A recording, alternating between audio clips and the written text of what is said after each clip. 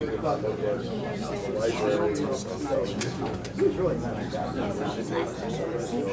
on right.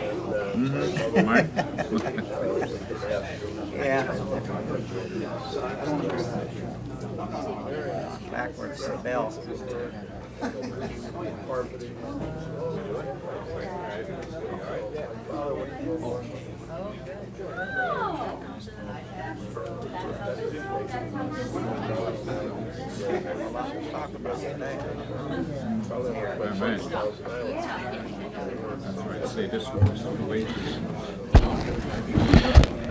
Ladies and gentlemen, would everyone please stand for the pledge? At this time, I'd like to introduce Bob Meckus and Edward Quinn of the John J. Michael Memorial Post 5207, and that's at Route 502 and 307 in Moscow, PA. Bob Meckus is a retired Air Force crew chief, fighter jet mechanic who served in Vietnam from 1968 to 1969. Bob was awarded the Vietnam Medal, the USAF Commendation Medal, the Vietnam Service Medal. He is the commander of the VFW 5207 Daleville. He's 36 years, and he's also the commander. And also we have Edwin Quinn. He's the junior vice commander, United States Air Force. He's staff sergeant, crew chief mechanic, and served in Vietnam 69 to 70. He's a retired assistant fire chief at Tobyhanna Army Depot and 4 years past post commander. Gentlemen, step up to the podium. Thank you for your service. The floor is yours. Please join us in the Pledge of Allegiance. Pledge allegiance to the flag of the United States of America and to the republic for which it stands, one nation, under God, indivisible, with liberty and justice for all. Ladies and gentlemen, would everyone please remain standing? We've had a horrible tragedy in Las Vegas, Nevada this past week, and I'd like to ask everyone to please join hands in solidarity for a moment of silence for the 58 innocent citizens that lost their lives in the mass shooting in Las Vegas and the 500 that are injured. So I'd ask that everyone join hands.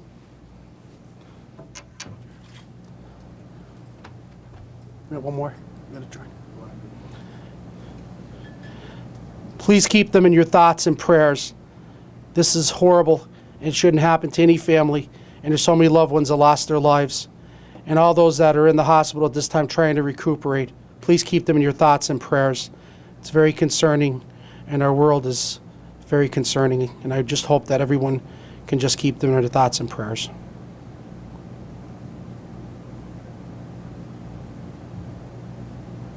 Thank you.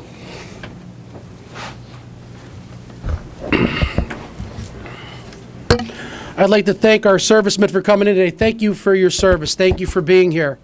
You really matter. Thank you.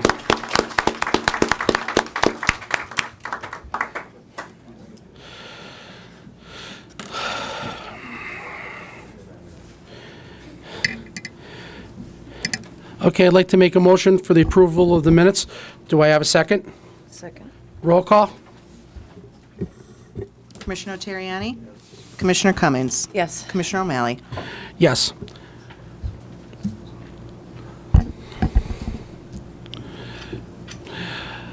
I'd like to bring this Board of Commissioners meeting to order Wednesday, October 4th, 2007 at 10 after 10 in the Commissioners Conference Room. I'd like to thank everyone for being here today. It's been a crazy week in our country, it really has been. But you know, we have some good things that are going on in Lackawanna County, and we're going to talk about them today. Proclamation presentation 17-0252, Good Works in Lackawanna County, certificate for the Forever Samy Foundation. I'd like to have Stacy and Marty and Doug Long come up to the podium, and let's talk about what's coming up in November, and let's talk about the Samy Foundation. Let's talk about how this helps people. Hi, everybody. I'm Doug Long, and I think some of the media and some of the people in these rooms know me through the years. I've kind of crossed where I do a lot of promotions and a lot of work for our area. I'm kind of known for, I guess, the underlining boxing promoter of Scranton for 30-some years. And one thing that I'm passionate about behind the scenes, again, I was here about 2-3 years ago with Frankie Bonacci. He also was in recovery. I did a press interview last week that I've talked about recovery. And I'm sober February 18th, 1984. I'm probably one of the longest running sober persons from high school. 33 years I'll have 34 years. And I've dedicated my life, thanks. That matters, Doug. That really matters. And I've dedicated my life through the years nonstop of helping recovery families. And the last 2 or 3 years has totally changed for me. Wow, it's been where an area that I want to help parents and I want to help recovering addicts. Through the course of helping people, we have to remember, going back with me, I'm noted for the biggest thing that changed a lot of people's lives was the New Year's Eve parties. I dedicated 18 years and I had the largest recovery New Year's Eve party, some of them at the Icebox, where families were starting to come around years ago, knowing that a recovery was important and it was the cool thing to do. When I got sober, everyone would probably look at me and say a young kid like this having an alcohol and drug problem was unique. But now there was like almost 1,000 people recently with the New Year's Eve parties that we were holding for recovery. So it's a big deal in our area. Huge. And everyone that knows a waitress, a family, or a child dying of overdose is unbelievable. And my heart's been in this for most of my adult life. And recently, when the stats and Pat O'Malley and the commissioners took on the pharmaceutical companies, the numbers were intriguing to me that I needed to do something about it, and I needed to maybe open up and let everybody know in the community. The most important message that I can give here before we talk about knockout addiction is recovery works. It's very important for everyone to know that recovery works. And if I can be a little bit of a symbol towards the families that I've helped and a lot of young people that have passed away and a lot of parents that I deal with on a daily basis, they know one thing, that Doug, for that small amount of time, if it was 6 months recovery or a year recovery, they saw a huge change in their child. And that was real important to me. So I'm bringing a message here of hope and something that's, that's going on in our area, in our country, that's hard times, like you opened up the meeting here, to something that it's real special to us, that our community is certainly behind this 110%, and our county and the county commissioners are really involved in this. And that's why I'm crossing the line where we did a poster for the Samy Foundation, and it's called Knockout Addiction. No other poster or addiction in a sporting event in the country has ever put a boxing show with knockout addiction on the whole thing coming together. It's the first in our country. We tried Googling it. Me and Marty tried to find the information on it. So the first time I'm putting my personal life and my boxing career all in one and donating the proceeds to the Samy Foundation. I've worked with Marty, and Marty's son is also on the poster, and they're going to talk more about that. But I was honored when I asked both Stacy and Marty if we can link arms and link together and do one promotion. And I was honored that they would ask me and us come together to do Knockout Addiction. And what this is going to do in the proceeds, Marty's going to tell you about. But Knockout Addiction is going, I want it to be awareness in the area. The fighters at the gym that are getting in the ring are fighting, being aware of the addiction. The whole community behind us with the Irish Boxing Club and all the kids that we have at Weston Field, that the city gives us the building. We've been there 30-some years, no charge. Everybody gets a mouthpiece and a hand wrap for many years. A lot of the sports, a lot of people have followed the Irish Boxing Club. So it's not unknown what we're all doing coming in here. What is different is we're coming together all in one on one community to fight addiction and make awareness. It's a huge deal. And I hope everybody understands that, because for me, I have to give back a little bit to the community, because I just want to shake a lot of these kids that have a great life. I had the chance to have a great life till today. I'm very grateful to give back to the community. But having 30-some years and being involved in this is overwhelming for me to be here today. And I want to thank everybody, the commissioners. And I'm going to introduce Stacy and Marty for the proceeds to talk about their foundation. Isn't it cool? Mm-hmm. Knockout Addiction for a boxing show. Action Absolutely. Eddie's. never been done before, and we're putting all the awareness for it, and I think it's pretty neat, and I'm really excited about Well, it. Doug, it's a fight, right? You're fighting Yeah. addiction, so it's knockout addiction, so it makes sense. Yes. Absolutely so, makes sense. So I'd like to continue on with the program here for a minute and have Stacy and Marty talk a little bit about their proceeds, a little bit about knockout addiction, because they're the main platform for this show, so I'd like for them to say a few words. Thank you. Thank you, Doug. Appreciate it. Good morning, everybody. My name is Marty Heenahan, and I'm one of the co-founders of the Forever Samy Foundation, and this is my wife, Stacy. First of all, I'd like to thank the commissioners, Commissioner O'Malley, Commissioner Cummings, and Commissioner Notarianni for inviting us and accepting us to come into your platform and your agenda this morning. I'd like to thank everybody for coming out, and this is a home run. That's the simplicity of it. After the last fight that my son had fought in, I had looked around the arena over there at the Hilton, and I had noticed that about probably 70% of the people that I had recognized through either being in recovery or being of a business or a local entrepreneur that supports the recovering community. And, me knowing Doug from having mutual friends in the recovering community, we were able to link up and, we had an idea. And, the name of the last fight was called Fight for Vets. And it dawned on me that we fight for recovery on a daily basis. As long as we put the work in and put the effort in, it is possible. And the statistics that you may see from different statewide levels or things like that, sometimes they can be discouraging. And we're so quick to recognize the obituaries of our young children that are passing as a result of this pandemic that's going on. It's past epidemic proportions. So. It dawned on me. Well, how do we let the public know that recovery is 100% possible, provided that you do what is suggested, providing that you're willing to do some things. And Doug talked about some really important things. It's about recreating lives. It's about taking people. If the battery is dead on my car, I don't throw the car away. I have to change the battery. And so these people's lives that are walking around feeling hopeless right now. They just need some guidance and some direction to recreate their lives. And we at the Forever Samy Foundation believe that we have found a formula that works. And what we like to do is we had met and Commissioner O'Malley and Commissioner Cummings have been with us since day one, and we wanted to try to find something, our own little niche, something that was different in the community. And we didn't know how we wanted to help, but we just knew we wanted to. And one of the things that we found was a slight flaw in the system that we're hoping to help eradicate a little bit of is we can take some homeless kids off of the streets and we can get them into treatment.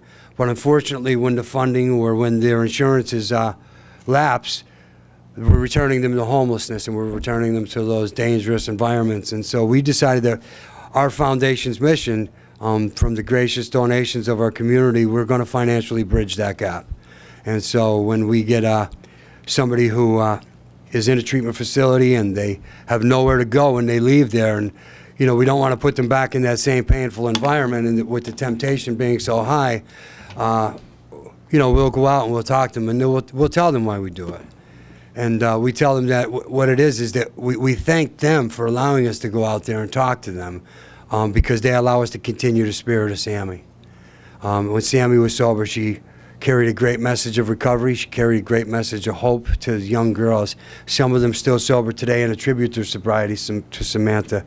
And so, with that being said, we also found that there's some other things and some other needs for our community, and such as they need to get their driver's license. They need to get bus passes. They need some clothes to go for a new job interview. And so we, through Random Acts of Kindness, do that. We also do educational panels throughout the community at different locations to help educate the family, because this is a family disease, and it's something that everybody is affected by, I believe. And, so hopefully together, combined with Performance Kia and Dixon City Honda and all of our gracious sponsors, together as a community, we can knock out addiction. And we can bring a message of hope to those that are struggling. You know, we all have that fear in our mind when we have a family member or a loved one that's struggling already.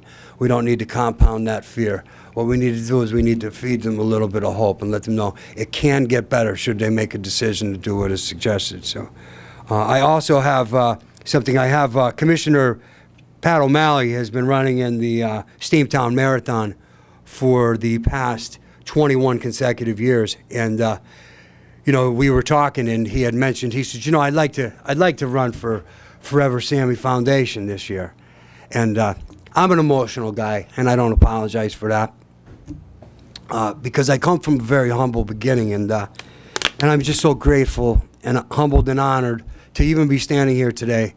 But when he had said that, it just really struck a chord with me, and you know, I thought, what greater way? And he said, you know, perhaps we can maybe get you, you know, perhaps maybe we could raise a few dollars for your foundation, because we are a grassroots foundation who's constantly bailing water, but that's okay. We've always had enough to fill the gas tank and get to that next living room, and for that I'm grateful.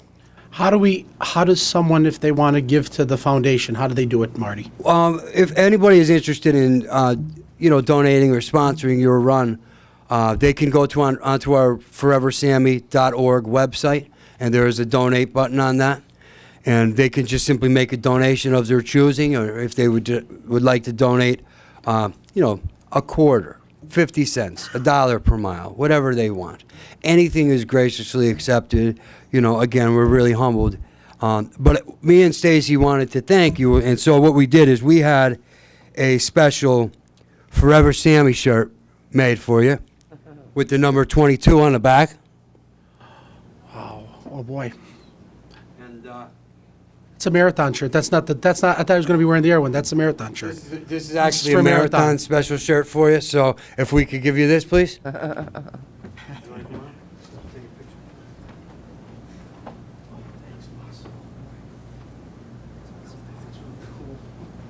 Oh, jeez. What if it doesn't fit, Pat?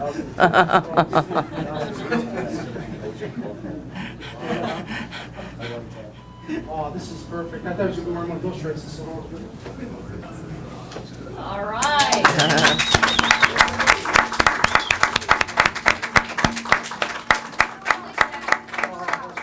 You want to get a picture? Stand beside it.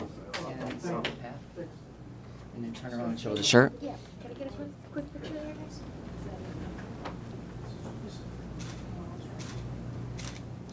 They want to see the back. Yeah, turn around. Yeah. Come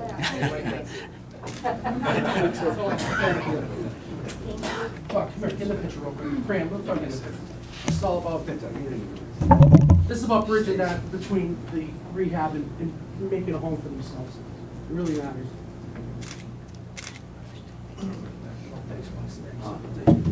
Thank you.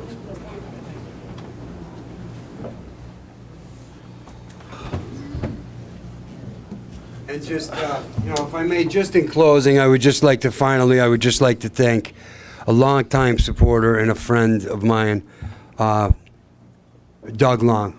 You know, we have on the back of our shirt, "Stop the Whispers," and he has shown that through courage to take a step out and take a risk, to put his livelihood, his business out there, to say, you know what, yeah, I'm a person that's in recovery. And, you know, I think it's very important for the community to recognize that the alcoholic isn't just a person in the newspaper getting his 4th DUI. The drug addict isn't just a person running out of Boscov's with a DVD player.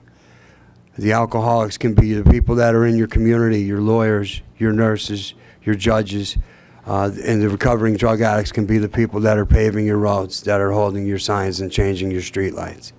We can recover from this, and I think that's the part that really stands out to me. So, Doug, I'd just like to thank you. Marty, stay up there. Stay, both of you. Get Stacy up there too. Commissioner Cummings. Well, I'd like to thank you both for all the work you've done in memory of your daughter.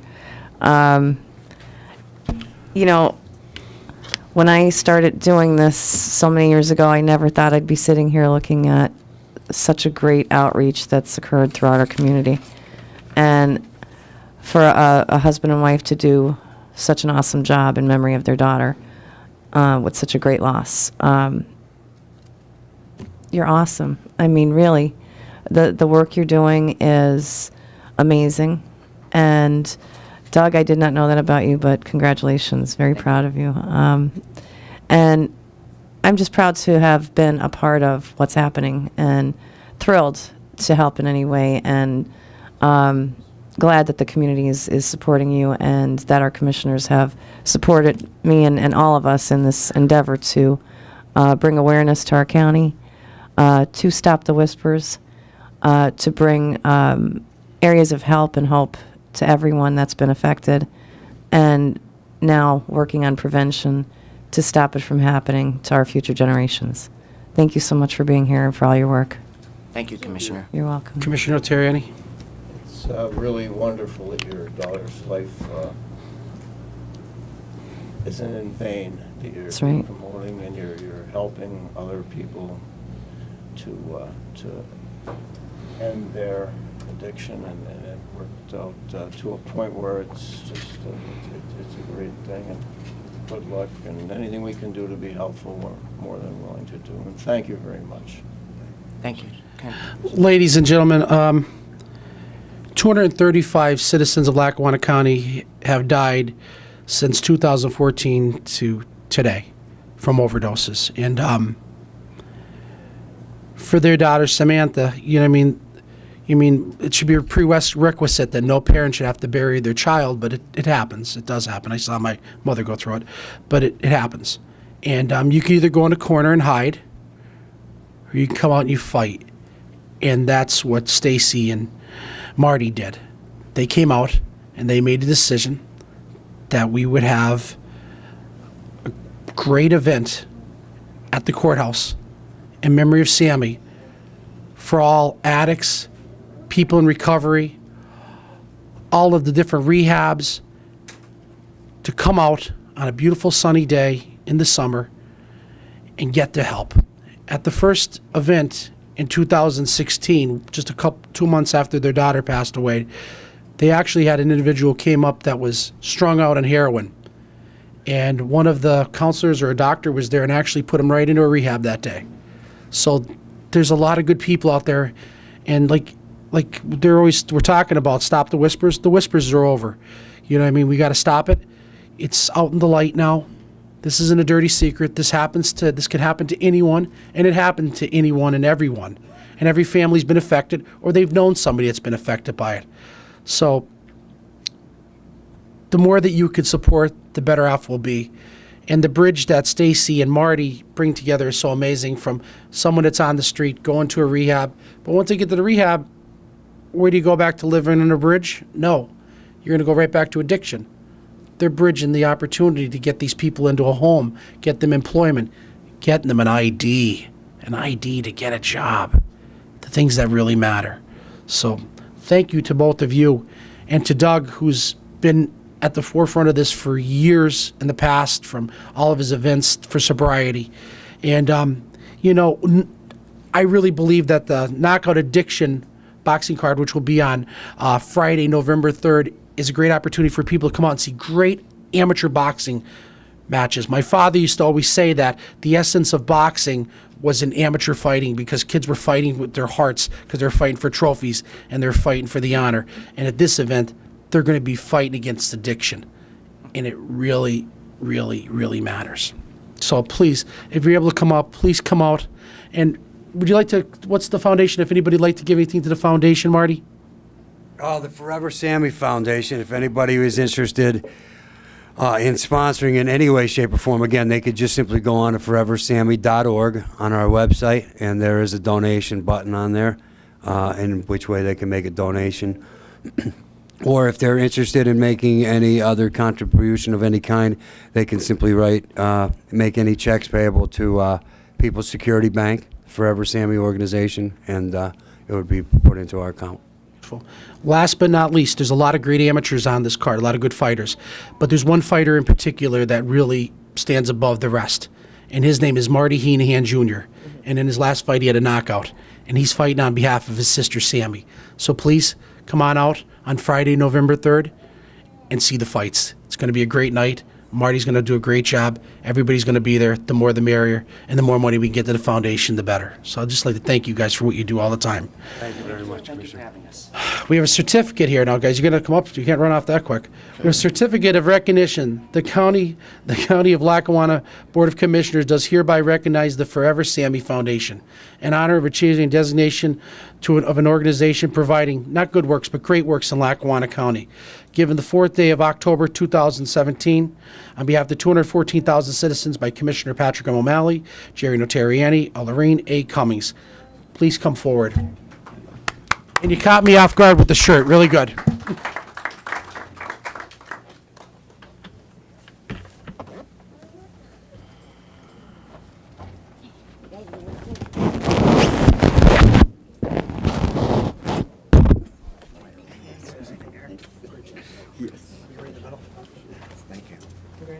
Thanks. You can move over a little bit.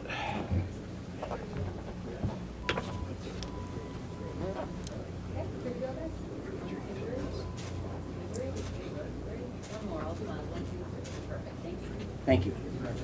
Thank you for having me. Thank you. Thanks, Doc.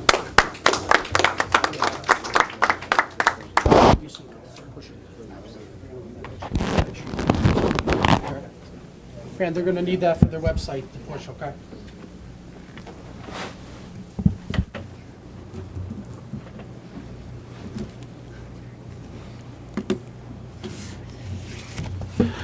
Marty, if you and the wife have something going on, you might want to leave because it's going to be about an hour more. So, yeah. Thanks for being here, Marty. If you want to stick around, we'd love to have you. Thanks, Doug. Thank you. Okay. You mean, there is great people doing great things every day. You know, a lot of bad stuff has gone on our country lately, but it just goes to show you that people really care, and they're always there when it matters. And I think the Samy Foundation really matters. And please make it out to the Friday, November 3rd fight. It's going to be a great night of boxing. 17-0253, Small Business Spotlight. Michelle Sugar Shack in Elephant. Commissioner Cummings. Good morning. All right. Morning, And how you are brought you? cookies. I did bring cookies. I don't know if I brought enough, but Hi, Michelle. How are you? Can good. you How tell are us- you? Good, Thank good. you so much for inviting me. Oh, you're welcome. Tell us a little bit about your business. You're just starting? I have baked my whole life. Okay. When I was little, I used to make apple pies for my dad. Whatever I could get my hands on, a recipe that I looked good, I would do it. My job, when this little darling was born, maternity leave ended. They terminated me. And I started with Christmas cookies. I've always done them, and I just started making platters to have a little bit of something coming in. 3 daughters. And the sugar cookies have just gone crazy. Like, everybody wants them. Everybody says they're delicious. I'm just trying. And you just decided to go ahead and start a home-based business of yeah. bakery It goods. kind of just turned into that. Like, Yep. the demand for them, it's everybody messaging me, oh, can you make cookies for this? Can you make cookies for this? And I've made Wonder Woman. I've made mermaids. Last night I made Jaws. Cool. We won't say what was a couple weeks ago, but they were bachelorette cookies, bachelorette party cookies. They got pretty loud response on my Facebook page. Oh, boy. Yeah. But it gets you out there. So how do you get in touch with you to order these cookies? Most people contact me on my Facebook page. Okay, It's Michelle Sugar Shack. Michelle Sugar Shack on Facebook. Well, you know, I'm impressed with anybody that starts businesses in our community, but especially when a mom takes the initiative to say, well, this is what I do, and I'm going to just try and make a go of it. And, you know, it's a blessing to be able to have that talent and provide it to the community. So very proud of you starting this initiative. We have George Kelly here if you wanted to speak to him in regards to some of the things that we have offered small businesses, and if you would like to take some time to explain that, that'd be great. Thank you. And we also have a women's commission that you should get involved with at Lackawanna County that offers women just starting out some grant money in order to do that. And I don't know how their application process works, but it might be something you'd be interested in looking at. Great. Yeah, and this is what the American dream is. You're the epitome of that, along with so many others. And congratulations for taking on one of the toughest jobs around, being a mom and owning a small business on your own. 3 of them. They keep me busy for sure. Well, thank you for sharing your talent with the rest of the community, and I hope you do very well in the future. Thank you so much. You're welcome. We done? Say bye. No, we got to get you a certificate. You have 2 other commissioners Where do to okay. to talk about how great you are. Have they had them though? Oh, well, we What's the will. little lady's name? This is Jenna. Hi, Jenna. How are you? Hey. Big place to be with a lot of people. Yeah. It's good to be with mom in her arms. It really matters. Michelle, it's not easy, first and foremost. You know what I mean? There's a lot of work involved. Oh, it's But you work. really care. You know what I mean? It's who you are. It's what you're about. You've been doing it for a long, long time, you've been saying. Yeah. It sounds like, you know what I mean, the word is out. Do you have a out. great Oh, product? yeah. You have great cookies? Yeah, All different I've heard they're types good. of cookies. I've heard they're good. But the hard work is real rewarding. Yeah. You know, Everything's and from scratch. It is hard work. It's Yeah. definitely like with the girls, no sleep. It's juggling time. Time management's huge. Yeah. especially like, you know, their cookies, you know what I mean? There's a lot of work with each and every one of them. Everyone's a different type of design, and Yep. it's really cool. But no, congratulations. Like Commissioner Cummings said, it's American dream. It's about having your own business, you know, and you decide your own hours. That's right. You could work really hard, or you could work a little. Yeah. But it sounds like It's you hard work. to It say sounds like no. you work really hard. It's hard to say no to Yeah. people. Yeah. Yeah, and listen, that's how you grow that business. It's going to Yeah. grow and grow and grow, and as your little girls get bigger and bigger, you have all the helpers in this world. Oh yeah. And So- she's my biggest fan. This one. She Yeah. wants every cookie I make. I'm sure somebody's got to test them, I right? like mommy's cookies, right? You like those cookies? But congratulations, Commissioner Terriani. It's very difficult to be in business these days. Yeah. Yeah. It's a constant struggle. Give you a lot of credit for doing that, and good luck. And again, if there's anything that we can do to be helpful, Thank we're you. willing to. Thank you. It shows a lot of personal initiative, and we're very, very happy to have you in Lackawanna County. Thank you so much. Good work. Thank you. In honoring your and recognizing you, certificate of recognition, the County of Lackawanna Board of Commissioners does hereby recognize Michelle's Sugar Shack in honor of achieving the designation of a small business spotlighted in Lackawanna County, given this 4th day of October 2017 by Commissioner Patrick O'Malley, Commissioner Jerry Natariani, and myself, Commissioner Cummings. Come on up and we'll take a picture. Thank you so much.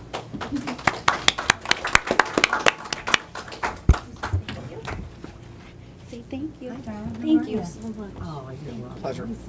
How are you, hon? Say hi. I like your ball. We're gonna watch for you with the race. Where you at? What part are you at? We're on Cleveland Street, but we walk down right by the railroad tracks in Elephant. We watch the racers. I'll be going by there around about 12:30. All right. Okay. Hopefully. I'm gonna Hopefully. shake your hand. We'll Thank see. you so much. Thank you. Your hands are cold. Grandma always said, "Cold hands, warm heart." Look That's up. right. Look up. Look up. Look at the camera. Oh, There you go. 1, 2, 3, 1, 2, 3. All smile. 1, 2, 3. One more. 1, 2, and 2. Jenna's kind of serious usually. That's all right. I'm sure she wakes up in the so morning. much. Oh, she's the Congratulations. boss. Thank you. Thanks so much. Can't wait to try. And make sure you speak to George Kelly on the way out. He'll give you a Yes. card. I don't- where's You can. George? He's right there. Joyce, I tried. Thank you so much. We're definitely going to try them. Thank you. 17-0254. We have a presentation to American Red Cross, and this was with. You know, the Red Cross does so many great things, and you know, with all the hurricanes and all the disasters we have going on, the Red Cross is first and foremost on the scene, just for the basics to everything else, but water and be able to call your family and let them know you're alive, and they're the things that really matters, right? Absolutely. And we decided as the Board of Commissioners a month ago, I think it was a month ago, that we're going to do a dress down day, and for Hurricane Harvey, and for all the victims of it. And I'd like to thank all of our employees. Our employees did a great job. It was a one-time, one-shot situation, and I think we started about 2 days before, and we raised $1,446. So I'd like to applaud all of our employees for a job well done. Pat, if I could just say a few words.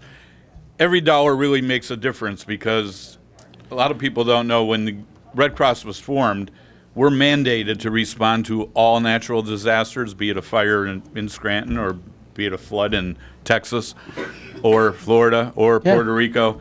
But, and you'll appreciate this, we are the largest unfunded government mandate. We're mandated to respond. We get no government funding. We count on dollars from the public. So that's one thing most people don't know. How do you get a donation? How do we get a donation? You to? can What do gotta do? donate by sending a check to our local Scranton office here on Jefferson Avenue. You could go to redcross.org and donate right online if you want. And you're always accepting blood, right? We're always accepting money. We're always accepting checks. And we always take blood, too. Yes. You're right. I want to bring that up because I saw there was You in just Vegas, had a blood drive. In Vegas, there was an amazing amount of people who came out for the blood drive in Vegas. Absolutely. Blood's always needed. It's not just during emergencies, but it's always needed. So you could always come down to our blood center down here, make an appointment. You can make an appointment online. There's an app for your phone that you could get to make an appointment. But blood is always a necessity because the shelf life is so little. That's why it's always got to be replenished constantly. One thing I do want to just call your attention to, I know you said for Harvey, but just to say something about Irma in Florida, Lackawanna County is represented there. I don't know if you know that the Red Cross here, I have Luzerne, Lackawanna, Wyoming, and Susquehanna counties. We have 6 employees, and the rest are all volunteers. We have over 400 and some truly dedicated volunteers. Yes, we have some volunteers down there, but actually one of our employees who lives in Scranton is the head in Florida right now, is heading up all of the mass feeding. So all the people that are getting fed by the Red Cross in Florida from Irma is being fed, being coordinated by someone from Lackawanna County. And he's doing an amazing job. They actually requested him to come down there to do that. So we got some good people up here, great volunteers, and we really appreciate your constant support and everything you do for us, and we'll be here when we're needed. Thank you. Thank you. Commissioner Cummings? Well, I'm very familiar with the Red Cross and worked with you as a nurse many times, so thank you so very much for all your work, and I'm praying for all of your workers to make sure that they're safe as they do their job, volunteering their time. And I greatly appreciate all your work. Thank you. Good. It's really an awesome job. Thank you. Thank you. Commissioner Terriani? Thank you for your work, sir. I think the mayor of Archibald, Shirley Barrett, when she spearheaded a drive to fill a truck from Barrett's. There's been a lot of donations from a lot of people. Our valley is just amazing, really. I think it's a great thing, and thank you for everything you've done. And Thank you. keep up the good work. Commissioner Terriani hit upon something, actually. Shirley Barrett, mayor of Archibald, and she actually got a big semi brought in, and they filled it from people in Archibald, anybody else, and they sent it down to Florida. And, truthfully, Shirley should be commended. Her and the people of Archibald, they did a fabulous job in making sure that they got the big rig filled up and sent down to Florida, because it was really desperately needed, from water to diapers and everything in between. So thank you, Shirley Barrett, for a great job. Absolutely, thank you. So we have a check here for $1,446, and I'd like for you to come up and receive it.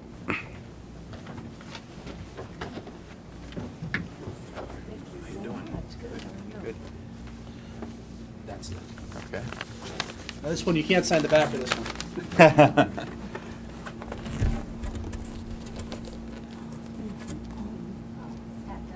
Down.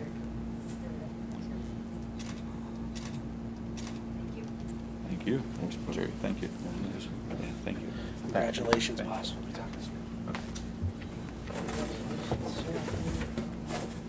Thank you.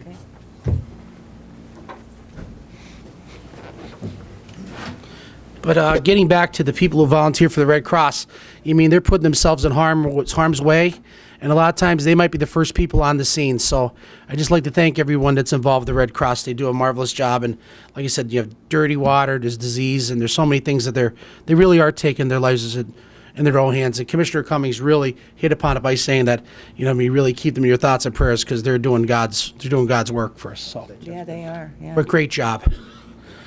Thank you so much. Okay. Okay, do you want to do the reassessment video? Commissioners, at this time, I'm going to ask Jessica from our IT department to run the premiere of our reassessment video, and I'd like to announce before we run it and after we run it that we will be hosting informational panels on reassessment today at 3 p.m. in the Old Forge Borough Building, at 6 p.m. tonight at the North Pocono High School, at noon tomorrow at Scranton City Hall, at 3 p.m. in Dixon City Borough Building, and 6 p.m. tomorrow night at Abington Heights High School. These are regional meetings to afford as many people in Lackawanna County the opportunity to come out and take a look at this video, and we will be presenting it here today. I thank you very much. Yeah, what's your water? Cup of water there. No, you have me dumping in there, can you imagine? Yeah.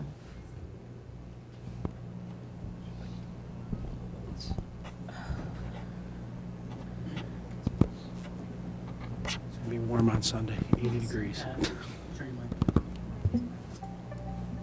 This no. Okay.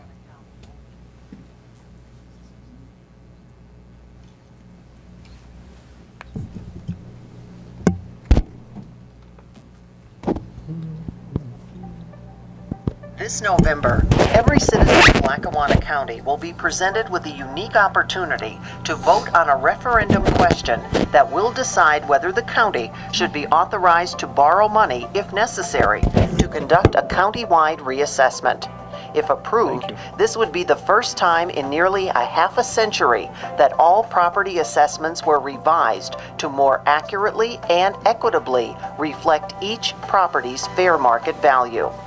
The ballot question will state, shall the Lackawanna County Commissioners incur debt not to exceed $13 million solely for the purpose of conducting a countywide revision of assessment so that all real estate within the county will be assessed at a predetermined ratio of 100% of a new base year value? What does this mean? Why would the county need to borrow money to conduct a reassessment? Why is it important? How might I be affected? This video has only one purpose: to present you with the basic facts about reassessment so that you can consider them thoughtfully, using accurate information to help you make an informed decision. Then use your vote to decide whether Lackawanna County should borrow the funds necessary to undertake a county-wide reassessment in the near future. Your government, your voice, your decision. In Pennsylvania, the Uniformity Clause of the Pennsylvania Constitution is based upon the general principle that taxpayers should pay no more or less than their proportionate share of government, and all property, commercial, industrial, and residential, must be assessed at the same percentage of market value. The laws of the Commonwealth of Pennsylvania are complex in terms of how property assessments can be carried out, but one of the most important parts of the law is quite simple. Spot assessment is illegal. Spot assessment means picking out properties at random and changing their assessment without imposing the same standards on everyone. And that is why Pennsylvania courts will not condone it as a broad means of adjusting tax liability among citizens. Our courts have held that a county may not only reassess certain areas or certain types of property.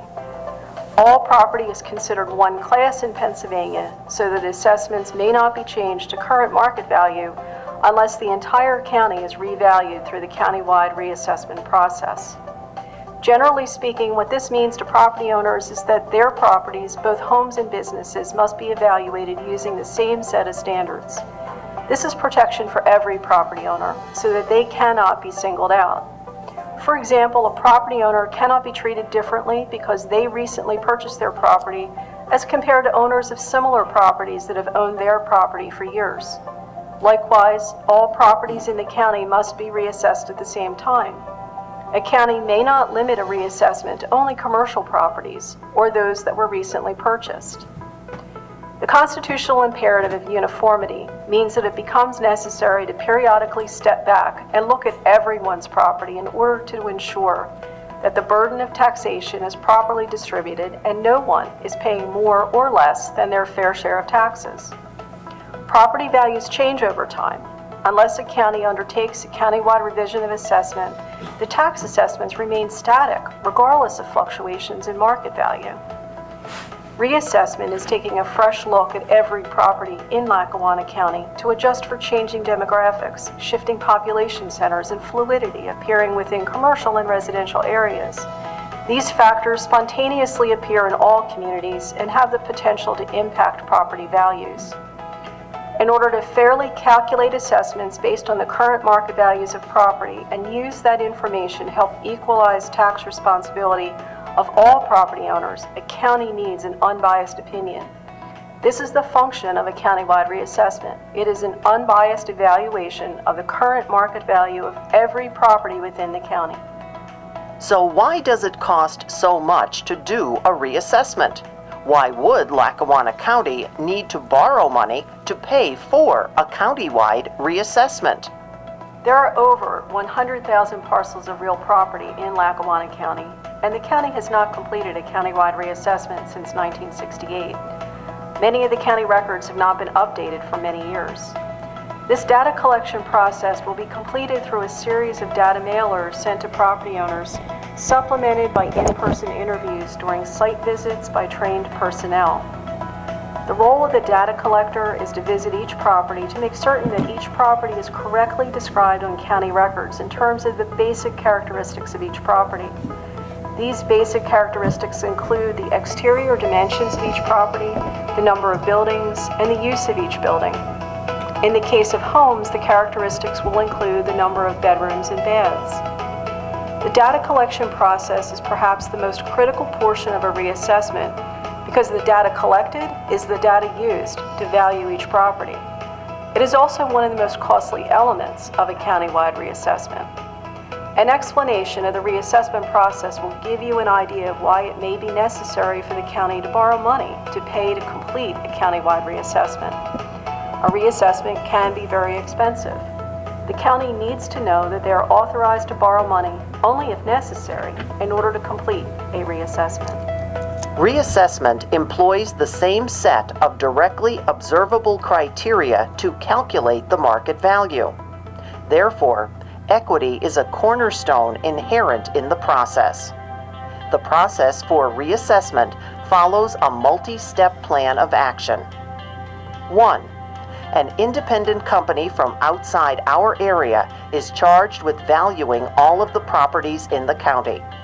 These professionals are experienced in conducting reassessments in many different areas and are tasked with framing and executing the process as streamlined and efficiently as possible. 2. Trained data collectors will collect information from area property owners through a series of data mailers, site visits, and in-person interviews. These data collectors may include people from our local area, but they will be trained to only collect property information. They will not determine value.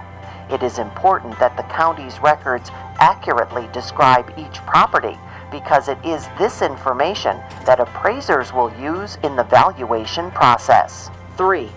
All properties will be valued by appraisers with the help of computer-assisted mass appraisal software and systems that ensures all properties are valued using the same set of standards. Certified Pennsylvania evaluators will review each result and adjust values as necessary in order to establish market consistency. A new computer-assisted mass appraisal system called a CAMA system will necessarily be part of the cost of reassessment. 4. Property owners will be notified by the county and given an opportunity for an informal review and correction of any data errors. And 5. Formal appeals to the Lackawanna County Board of Assessment Appeals. The approximate time for the entire reassessment process is 2 to 3 years from the beginning of the data collection process to implementation of the new assessments. There are generally 2 distinct questions about countywide reassessment. 1. What does it mean for the county? 2. What could it mean for me the citizen. In terms of what reassessment means for a county, it is important to understand that by law, the overall amount of money the county takes in from real estate tax collection will remain essentially the same. This is referred to as being revenue neutral, and Pennsylvania law requires taxing districts to adjust their tax rates, called the millage rate, so that they do not receive a windfall in taxes. In other words, the county and municipalities must change their tax rates so they do not collect more taxes than they collected in the year preceding a reassessment. Lackawanna's countywide reassessment, if funded, will be revenue neutral. You, the voters, are being asked to authorize the county to borrow money only if necessary to conduct a countywide reassessment. This is referred to as electoral debt. To give you an example, let's say a municipality collects $600,000 in real estate taxes in the year before a reassessment is completed. That municipality must adjust their tax rate so it collects no more than $600,000 in real estate taxes from that same list of properties in the year the reassessment is implemented. Your individual real estate tax bills may go up, they may go down, or they may stay roughly the same. Reassessment will evaluate the current market condition of each property. Employing current market values will ensure that properties located in areas that have suffered changes that devalued properties will pay taxes reflecting their current status. Likewise, properties in other areas that have appreciated in value will pay taxes based on their current value. It is important to remember that the overall tax rates will be adjusted to reflect a change to 100% of current market value, but the overall tax revenue to be collected by the county will be the same. On its most fundamental and personal level, reassessment means that a change in tax responsibility will occur. Reassessment works toward establishing a fair tax burden, and that does not always mean that tax obligations stay at the pre-assessment level.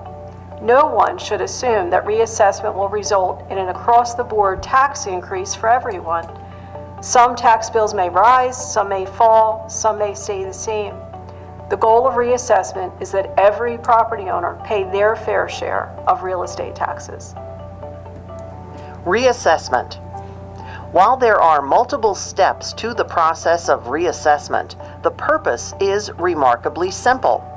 Reassessment seeks to equally distribute the costs of common governmental responsibilities among both the business and residential property owners within a given jurisdiction.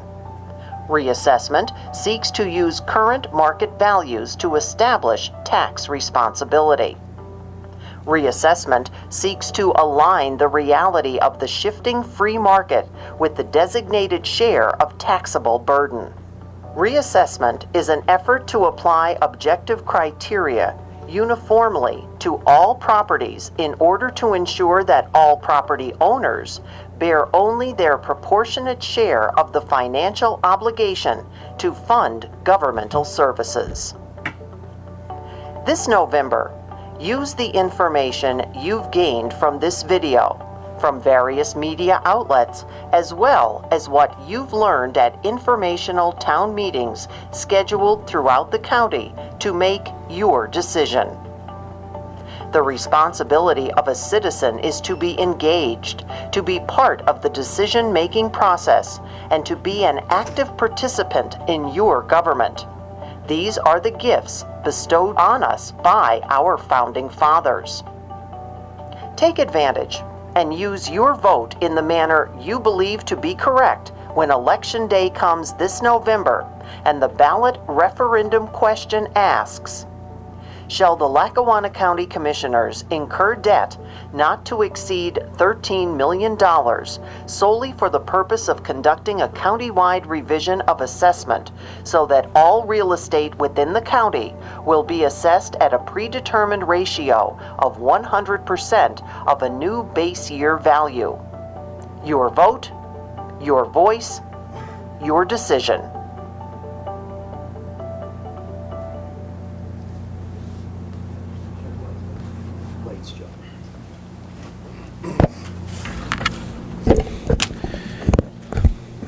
Andy, would you like to announce where they could see this video? Yeah. Again, effective immediately today after this video was shown.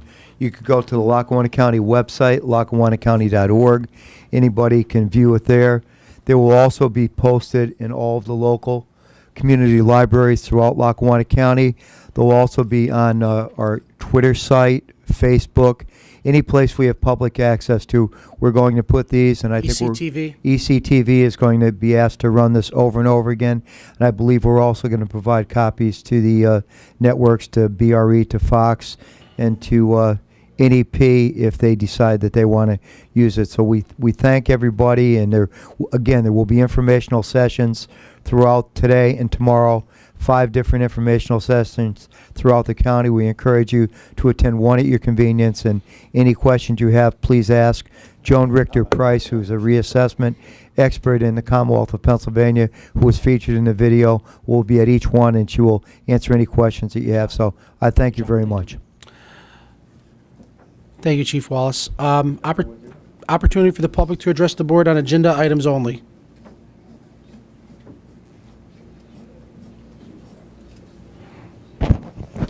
Joan Hodawana, 220 Linden Street, Scranton. Let's start at the top with the video you just presented.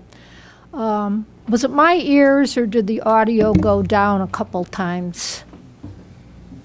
Did anybody have trouble? No, we'll make it, Joan, we'll make adjustments on that. I said the same thing. If you saw my hands signaling to the IT people, I was going like this with my fingers to please make it louder. It was just a matter of trying to let everybody in the room engage and listen to it at the same time. That's fine. Just want to let you know that there are points when Ms. Price's voice went out entirely. And so I think you just need to check the audio before you Thank you, we'll do leave that. it out or rerun it. Will you be showing this video at the informational session? We'll be starting with the video, and we're also going to encourage to show it twice during the sessions because it's worth seeing twice. Sometimes you pick up additional information on the second time. That was one of the points that was made to us by some of the people that reviewed the video for us. Okay. I don't know if you want to go to this extent, but you might want to do a transcript that you could then give to the public so that they could have, you know. We do have a transcript. I wouldn't have a problem with that. Yeah, that would be useful. Yeah, people have a copy of the transcript. Yeah, we can do that. And we're running it through the library. Right. Yeah, okay. All of the libraries, right. Also, I do have one question about these informational sessions. Are you going to have someone that's going to be a proponent of for and against to argue both sides of the question, or are you simply going to have Ms. Price there and show the video and take questions? What's the format? These are just informational sessions, but the county is contemplating later on in the month sponsoring a session and having 2 sides shown. But in addition to this, there is a session going on Saturday at the University of Scranton, sponsored by PEL. It's not, and the League of Women Voters. It's not part of the county government at all, but I believe it's at 1 o'clock at the University of Scranton. It's in Leahy Hall, second floor. She won't be at the University of Scranton, but she'll be at the 5 county informational meetings, and she will answer any questions that are posed to her. Okay. She's going to be at the informational meetings with this video, answering questions? That's correct, Commissioner. Because it should be as Joan said. You know, that's why I didn't vote for this. There should be both sides presented. It should not have just one side. I would have liked to have seen, you know, someone, you know, present the pro position, somebody present the con position, and then, you know, the members of the public could ask questions and comment and express their views, but that's just me. Going on down to the agenda itself, I've mentioned this before, and I'm going to say it again. When I called this up on the computer this morning at about 8:30, of the 5 resolutions, only one had backup documentation. And so, you know, you're looking at this like 250, authorizing the submission of an application for the Community Development Block Grant Program. An application by whom for what? You know, I mean, this is my opportunity to comment on agenda items, but what can I say about this application? Nothing. Okay, and I'm sure for it to make it onto the agenda, you have backup. Somebody has something on paper that knows what you're talking about. So why is it that only Resolution 251 has backup documentation on the website? Tracy Hart's going to explain that. Go ahead. If you click on the resolution number. I did. You read the whole resolution itself, which details everything, like the community development block grant programs, it has the municipalities, the dollar amount. When there's attachments, like the LSA grant submission total, are the current payables, those are the things that you could click on. But other than that, you can click on the resolution numbers, and everything that's here is detailed for you to see on your Why computer don't you just screen. make them all attached, and why these two different formats? I'm not sure. All that I could do is rescan in the resolution and attach it, which would be Okay. the same thing. Okay, because when I look at this, and I don't know, I clicked on the resolution number 250, and I got the agenda meeting page, and that's where it started from, so I didn't think there was anything for me to click on. Okay, You understand what I'm saying? sort of. It's confusing to the general public, Okay. okay? Because I see here an attachment. So when I click on the resolution number, I came back to my original page. And you may know that the page has changed, but I don't, because it came up with the same page for me. Joan, you've been coming for a while. This hasn't happened in the past. I never heard you come in with this kind Yeah, I of... have said it before. I've heard you say that I complained something- about Andy, that I wanted a little synopsis. and- She did raise her concerns before. know and she raised We about did make being some adjustments late. on Yeah, it. We'll but- we'll do better. We'll look into it, Joan. We'll do We'll try better. to be transparent as possible. I'm just saying, because I know you can't post these until like close of business the day before these board meetings, so it doesn't give the public much time to look. But, because these are important. Now, I did download and print out the local share grant program applications. And all of these appear to be worthy projects, but I am concerned about some of the dollar figures involving these. And item number 3, the Boys and Girls Club of NEPA. And this is for phase 2 of exterior renovations to complete, it's complete the project by improving building access, stairways, and handicap access. You know what the dollar figure is? $817,750. And I'm going, say what? Yep.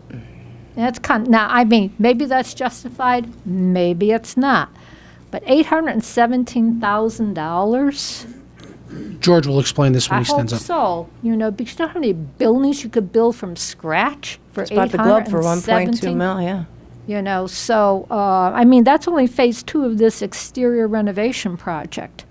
That's a lot. I mean, I could see if you had to install an elevator or something, but, unless that's hidden in there, and I just don't see it when it says improve handicap access, that means an elevator. Okay, that would account for that kind of dollar figure, but other than that, so I would like to see a little, because some of these are, on the high end, the Cougar Kickoff Club for locker room renovations to install lockers to store the children's belongings and club equipment. $28,295. That must be a whole lot of lockers. Okay, I mean, these are, I know this is grant, okay, but still grant money comes from some fund. But some of these dollar figures just, they kind of, shocked me. So I'd like a little explanation. Thank you. George, I'd like for you to take care of that right now. I'd like you to go up and answer that. Because I don't want anybody in the viewing audience to misconstrue, like, we're giving big money out that's coming right from the county and stuff. Good Just morning, go ahead. Commissioners. The gambling grants, it's the Act 71 of 2004 that allowed. But they just go through us. This isn't, Yes. What okay. we do is we just, they're required to go through a municipality to actually apply to Harrisburg. Thanks, Mary. So they're required to go through a municipality or a government body to do an application for these grants. What we do is we provide the service where we will help them in terms of complying with all the required information. We submit it on their behalf. But we had no, We don't the choose- decision of Yeah. what project is what, it just comes back to us, right? We're not making the Because I just wanted determination. Joan to realize that's nothing to. And we're not even writing letters of support for the majority Okay. of these. It's just that we're the administrative body that it goes For through. the conduit. And then it's up to the Commonwealth Financing Authority in Harrisburg Harrisburg to actually look at the merits of every project and decide whether or not they're going to fund it.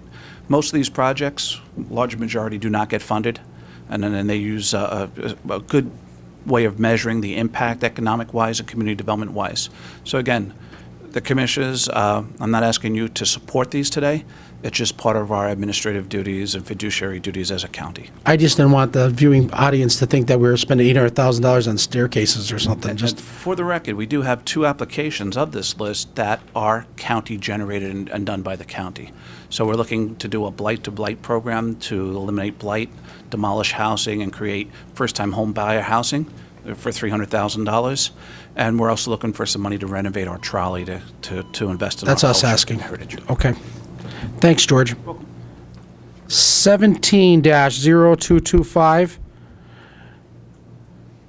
Could I have Chief Graziano and our Director of Emergency Services, Dave Hahn? This is authorizing. Would you like the chief to read this, Commissioner? God bless you. God bless you. Is it your preference the chief read the resolution? That's fine. That's up to them. I have a copy here.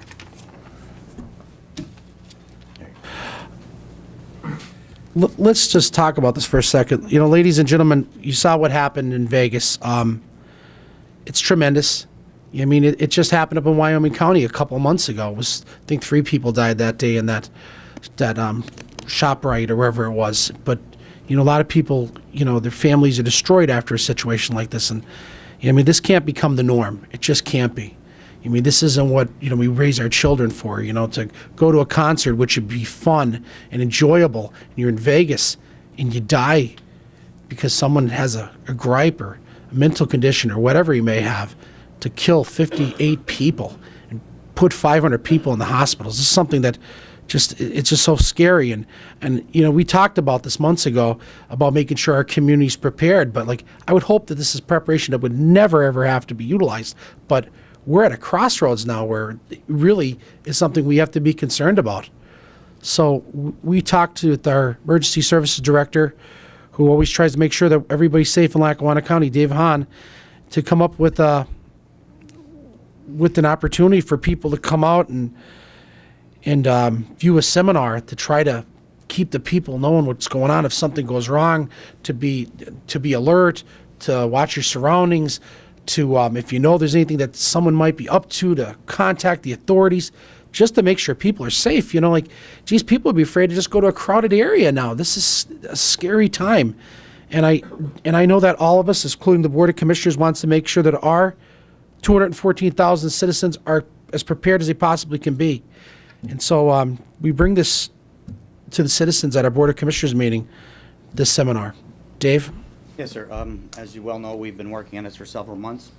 I reached out to Chief Carl Graziano from Scranton Police Department to deal with his folks from his SWAT team, and I've also reached out to Lackawanna County SWAT team to put together an active shooter drill that would be free to the public. We would do it up at the 911 Center in Jessup, and we're planning on an early date of either beginning November to mid-November to do this seminar, and we'll go through our press people to get that out. So it's going well. Like I said, we've been working on it for months, and we're putting it together. We'll have a PowerPoint presentation, questions and answer period, and you know, some of the officers, the SWAT officers, will talk about and instruct the public on what they can do to try to not become a victim.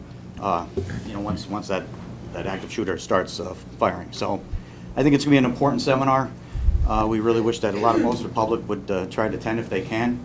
We're planning on one seminar now, depending on our, how many people come. We'll do more as it gets bigger. So this time I turn over to Chief Graziano from the Scranton Police Department.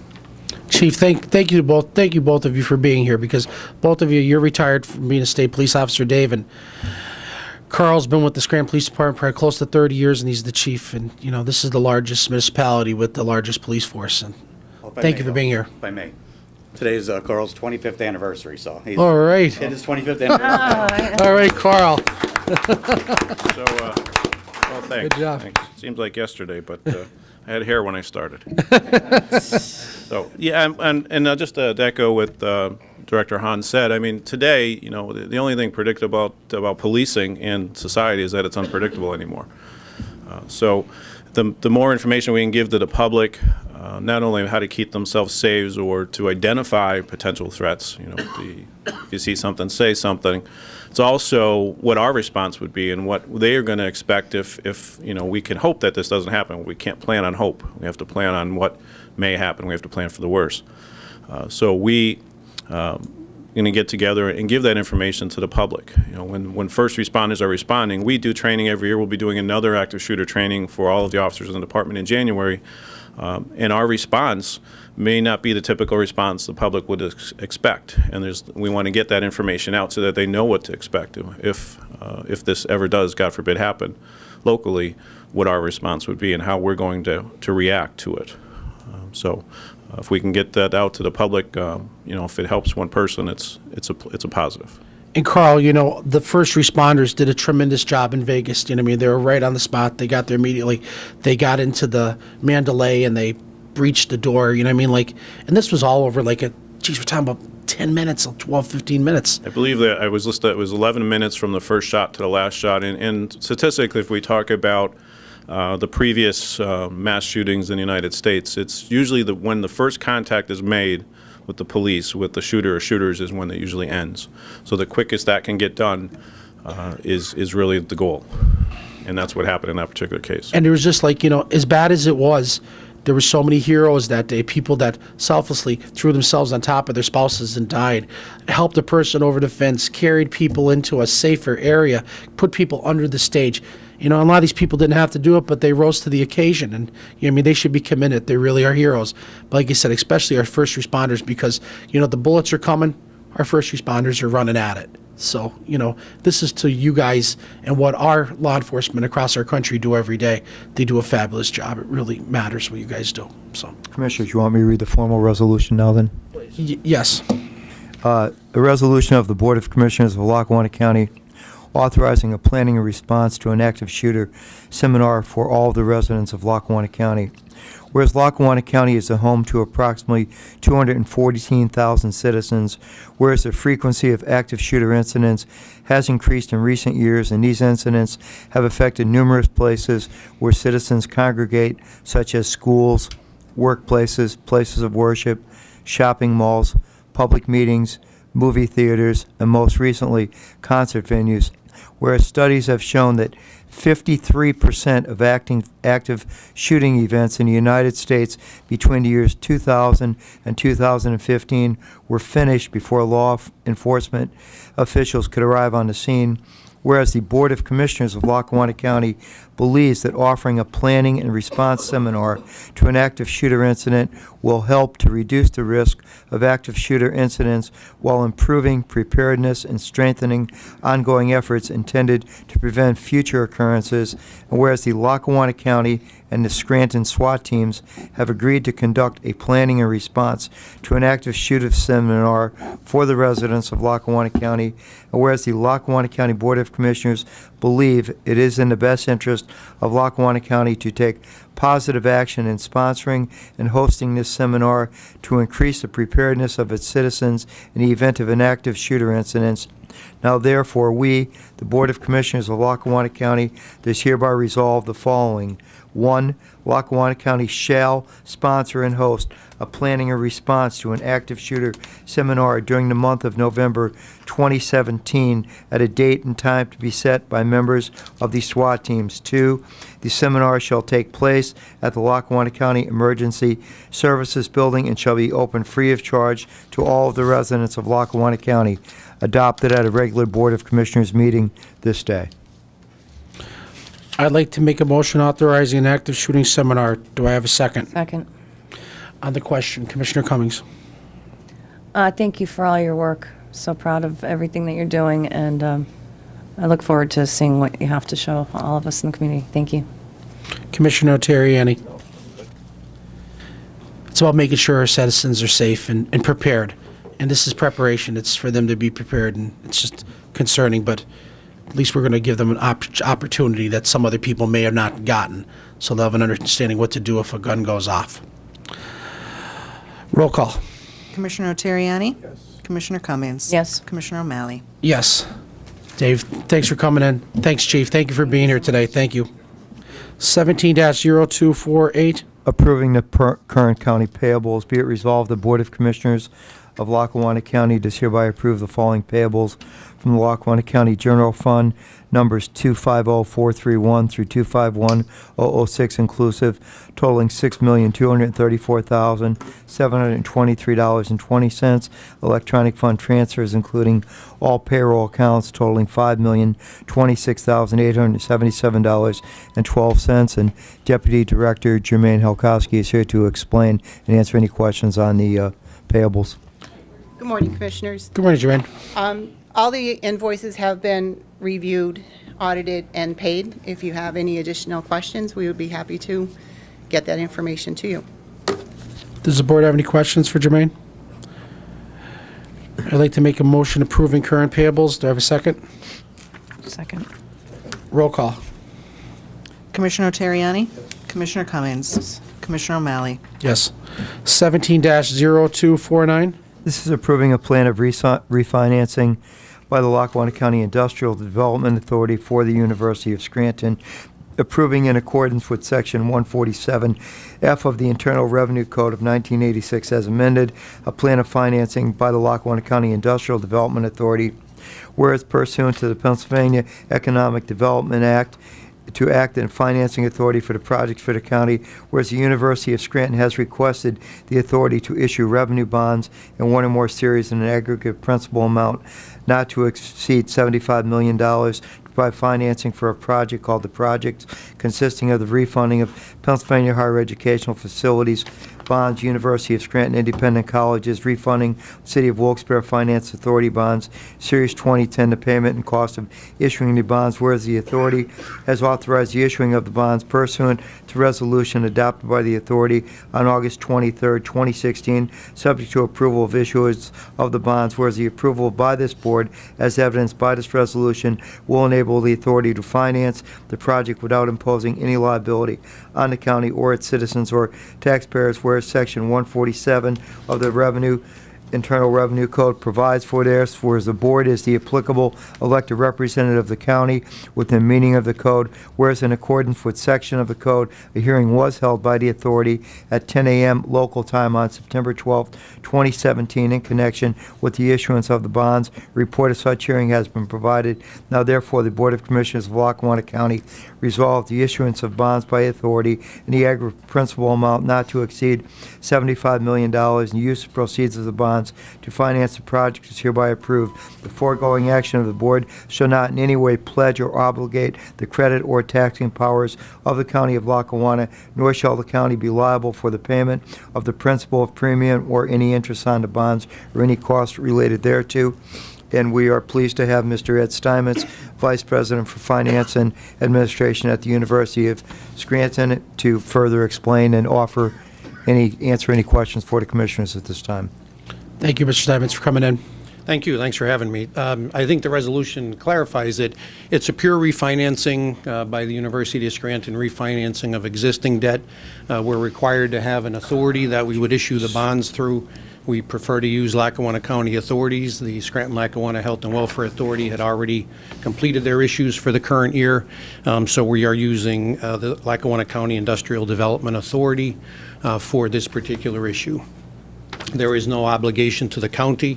It's a University of Scranton liability for the bonds, but we need a conduit under IRS regulations to move forward with the new bond issue that we hope to close within the next 30 days. Thank you. Any questions? Thanks, Ed. Any questions for the board? Okay, I'd like to make a motion approving a plan of financing by Lackawanna County Industrial Development. Do I have a second? Second. Roll call. Commissioner Terriani? Yes. Commissioner Cummings? Yes. Commissioner O'Malley? Yes. Thanks for coming in. Thank you. Thank you for your ongoing support. Thanks. 17-0250. Authorizing submission of an application for community development block grant program. Be it resolved, the Board of Commissioners, County of Lackawanna is hereby authorized submission of an application in the amount of $183,624 for the Community Development Block Grant Non-Entitlement Municipalities in Lackawanna County under Federal Fiscal Year 2017 Community Development Block Grant Program as administered by the Pennsylvania Department of Community and Economic Development. Be it further resolved, the county proposes the following activities under the county's non-entitlement application. Lackawanna County for non-entitlement municipality funds, $150,572. For administration of the funds, $33,052. Proposed activities include Mayfield Borough for a sidewalk project, German Borough for a water, sewer, and structure project. Be it further resolved, the board hereby authorizes submission of separate community development block grant applications on behalf of the following community development activities. For Blakely Borough, proposed single-unit residential administration. For Clark Summit Borough Rehab, single-unit residential. For Dixon City Borough, sidewalks, Bowman Street sidewalks. For Dunmore Borough, proposed street improvements. For Jessup Borough, rehab, single-unit residential. For Old Forge Borough, proposed activities, public facilities, senior center handicap ramp administration. For Oliphant Borough, clearance and demolition. For Scott Township, public facilities, other elevator installation project. For Tarrelly Borough, water and sewer improvements. For Troop Borough, rehab, single-unit residential administration. Be it further resolved, Lackawanna County will comply with terms of Pennsylvania Act 179 in connection with the above-mentioned grant project, serving the needs of low, moderate income residents, eliminating slum and blighting influences. Mr. George Kelly, Director of Economic and Community Development for Lackawanna County, is here to answer any questions on the resolution as read. Thank you, Chief Wallace. Good morning, Commissioners. This is our annual Community Development Block Grant application. There is over $1 million that we receive every year from HUD through the state of Pennsylvania to improve our communities. Of the money that comes, the majority, all but two projects here, are selected by the individual townships and boroughs, municipalities. They have a public hearing, they pass resolutions, and they indicate what they want to do in their communities. There is a small portion of this money which is non-entitlement money, meaning the commissioners have discretion on what we do with the money.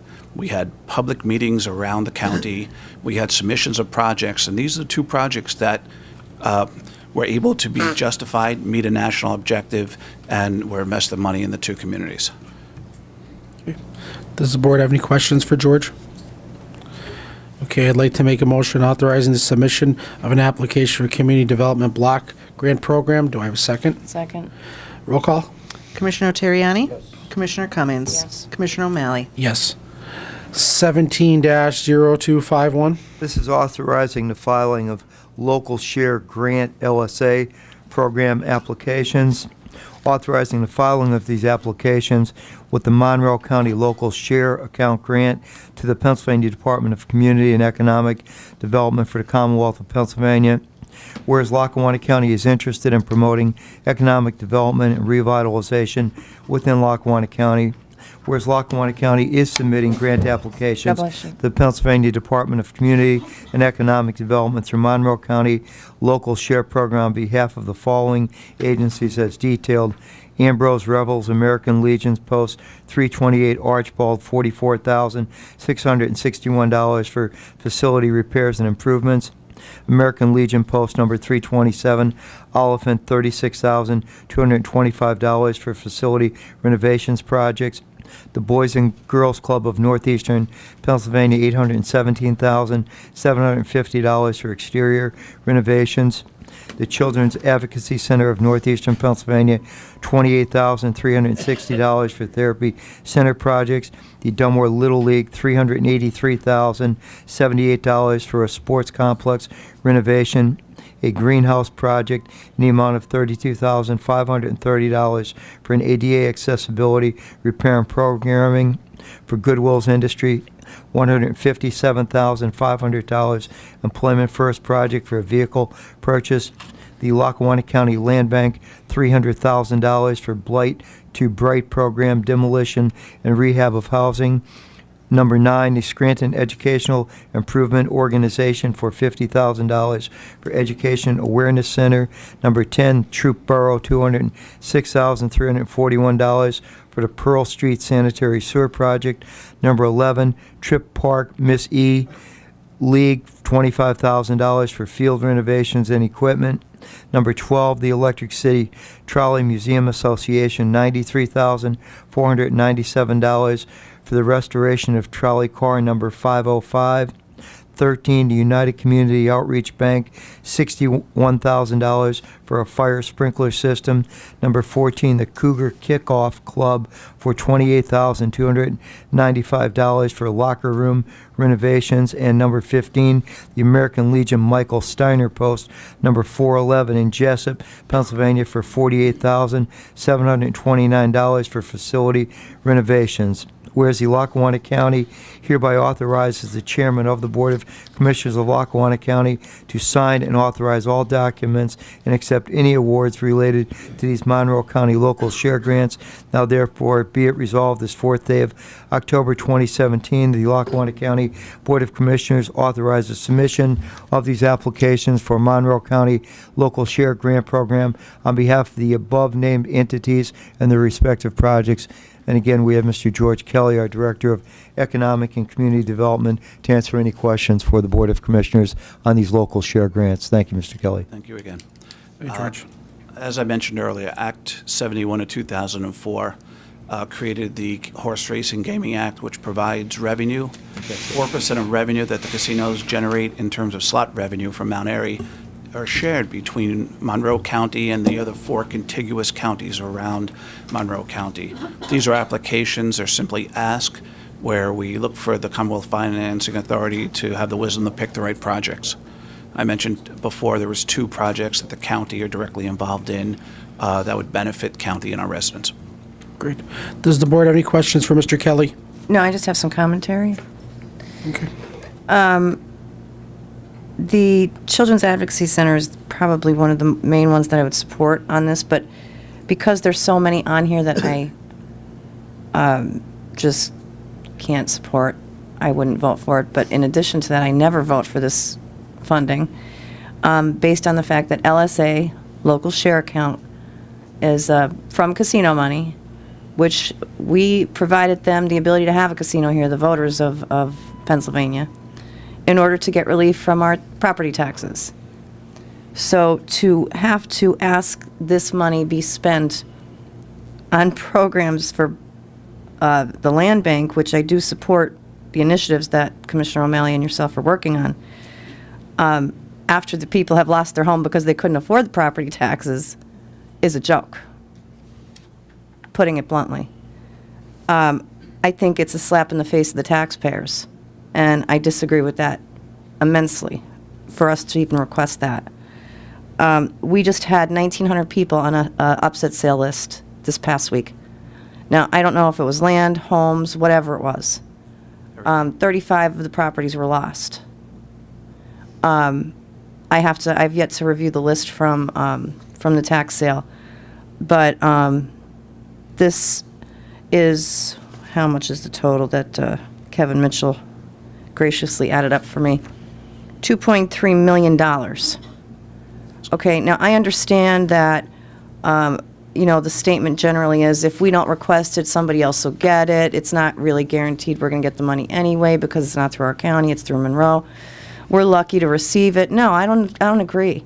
And I'm actually going to bring this to our state representatives and ask them to change the law on this because it didn't happen in 2004. This was something that was added after the fact, which is what they constantly do to try and change the initial initiative of the law that was written. The initial premise and the reason that people voted to have casinos here in our state was to help us with property relief, not to give out grants, as Joan has graciously come up to the podium and said, some of which are ridiculous. Absolutely ridiculous requests. And nothing here tells me that those would be necessary and that for that amount. I'm appalled by this this one, this LSA funding. I think it's a disgrace that this money isn't going back into the hands of the homeowners who are shelling this money out as walking around money. This is the way I see it. And to rename it LSA so people don't understand that it's actually casino money is another joke. They should say, this is your casino money that you voted on to help you pay for your house that you just lost, because we're going to give it back to an entity that's going to try and demolish the house that you just lost so that we can rebuild on it and for future generations. I mean, that's terrible. I'm sorry, but it's a disgraceful way to use this money, and I will never support the LSA funding ever. Thank you. Commissioner Terriani? Well, the fact that they have changed it is not something that we have any control over. So therefore, if the money is there and we can't change the state law without our state representative doing that, this is what we have at this point. So for us not to take advantage of it, and I then disagree go with that. somewhere else, should we have it changed? I agree with you, Commissioner Cummings. But since it is what it is, and until we can have a state change it, this is what we have, and these are projects in our community, and I will support it at this point. I understand. Lorraine, I also believe when you said, too, that it's supposed to be for tax relief, and it's not. But the money's there, and for the stuff for the county, the one big thing is there's a lot of municipalities that cannot afford to tear down just old houses. They just have old houses that have been vacant for years, and there's no money in their budget. So if we're able to get this $300,000, we'll be able to maybe get a contract and set up a lot of houses to be demolished. I would never have an option. So, we'll utilize it, but we do understand that it should be for tax relief. So, I'd like to make a motion authorizing the filing of the local tax share grant, the LSA program application. Do I have a second? Roll call. Commissioner Terriani? Commissioner Cummings? No. Commissioner O'Malley? Yes. Thanks, George. Thank you, Commissioners. Opportunity for the public to address the board.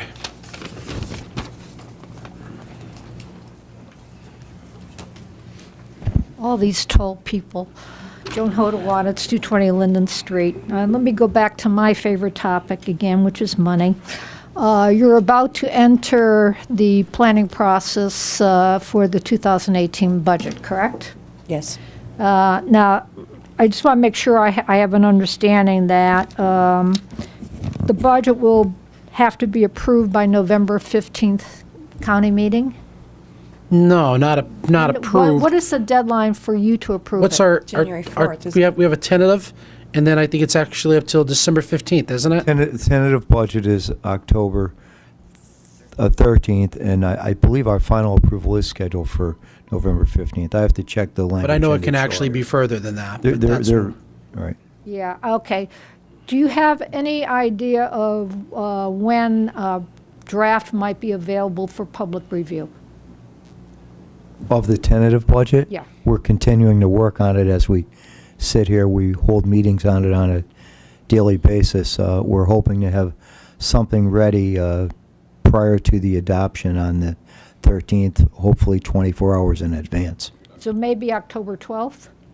That would be my best guess. Okay, I'll check with you again, because your next meeting is not until October 18th. We will be holding a special meeting on October 13th to present the tentative Okay, budget. so you- Then we will also be announcing a series of public budget hearings across the county, 4 separate hearings. Okay. So basically, there'll be a legal notice in the paper saying you're going to have a special meeting probably That on is October correct. 13th. That is Exactly correct. exactly what we did last year. Every Okay. year we do the same I just exact want thing. to block off Nothing my changes. calendar, because I think this is There'll important. be plenty of opportunity for the public to review the tentative budget, make comments on it, and the commissioners will have the opportunity to make any changes on it that they wish before the final adoption. If I could make a request, if you could perhaps give the Times Tribune a link to your proposed budget so that we could download it from the internet, if you could do that. Tracy Hart's telling me it's always on their website. Okay, on your website? Yeah. Okay, all right, so we can look for it there. So we should be looking for this around October 12th, October 13th, correct? It will be presented formally on October 13th at 10 o'clock in the morning. Hopefully, we'll have something ready by October 12th, but I can't guarantee that right now. We're continuing to work on it on a daily basis. Okay, all right, but right now, your best guess is that needs to be approved by November 15th, although you could slip that into December if you Well, have to.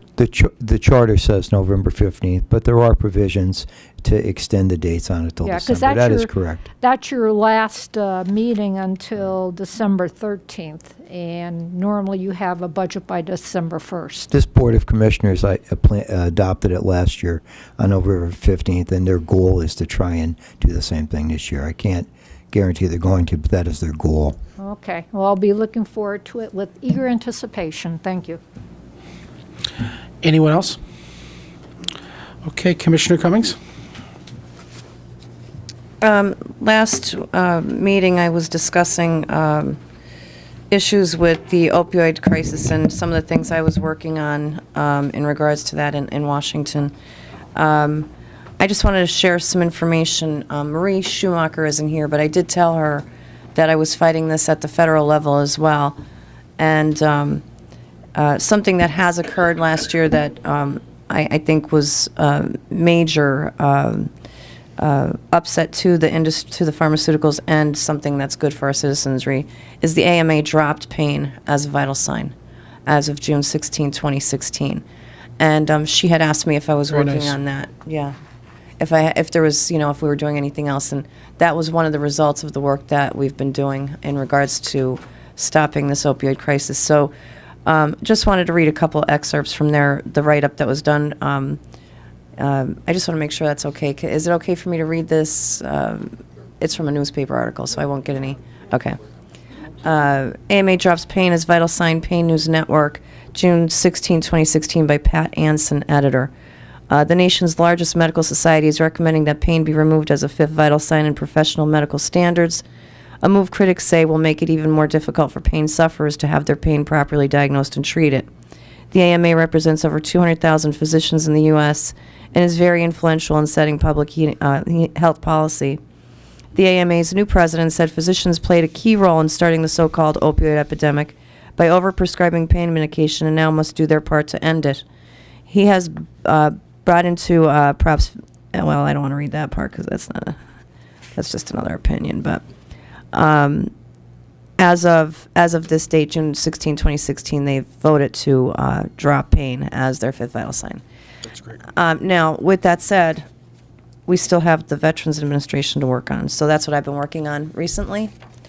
And when I went out to Washington, I did meet with the Office of Information and Regulatory Affairs. I'm currently working on a letter with my solicitor to send out to them, and I will be looking for support from the community to sign on to that letter as well. So when it's completed, I will read it to everyone and let you know how we make out with that. At my meeting with the Conservation Board this past week, we were talking about some issues about PR for them because they've done a lot of work and they really don't get the recognition. I say this all the time. They don't get the recognition that they deserve. So if I could have Fran just discuss one of the efforts that they're working on and what our plans are for their upcoming events. Right, Commissioner. So they are actually we're going to put together a lot of press for them within the upcoming couple of weeks. And they are actually, we're going to have the commissioners go out to one of the farmlands. We had actually previously scheduled a photo out there with one of the farm owners who had taken ill, so we had to reschedule that. So we are going to be back on board with that as well. Also teaming up with some of the efforts that PP&L has put forth also with the Conservation District. So we'll be happy to go out and spread the good news about all the great things that they're doing. Thank you so much. And Fran is really the go-to gal around here to get the messages out, and she does an awesome job, and I can't thank her enough for her work.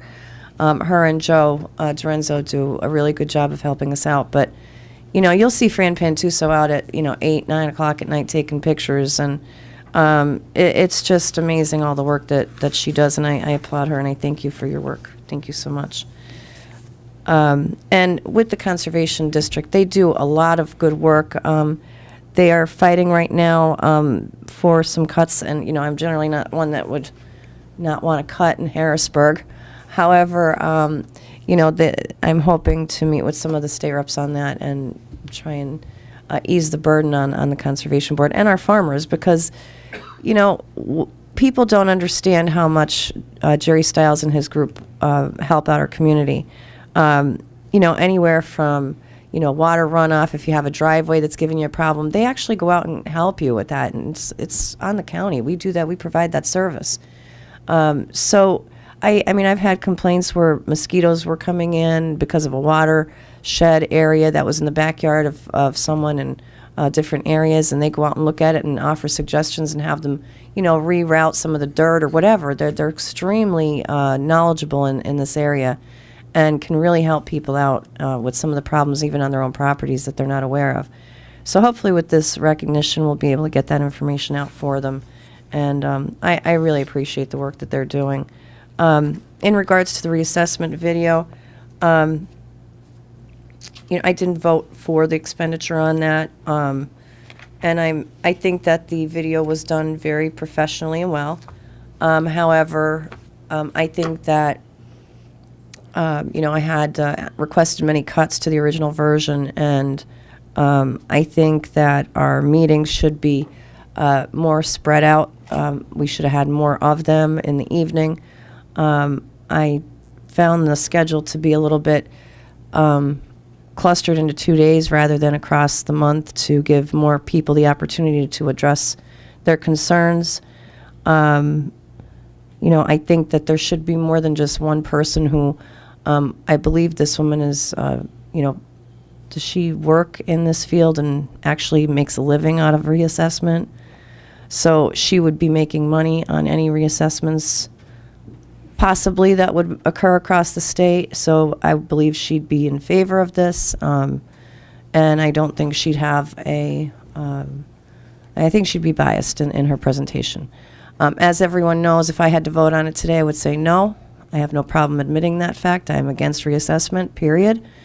I do think that we should have a better opportunity for someone to ask more questions on both sides rather than just one. And I think that, there's a lot of people, there's a couple reasons why I feel some people are more interested in reassessment than others, and part of that is financing. Lawyers and real estate agents will tend to make a lot of money off of a reassessment.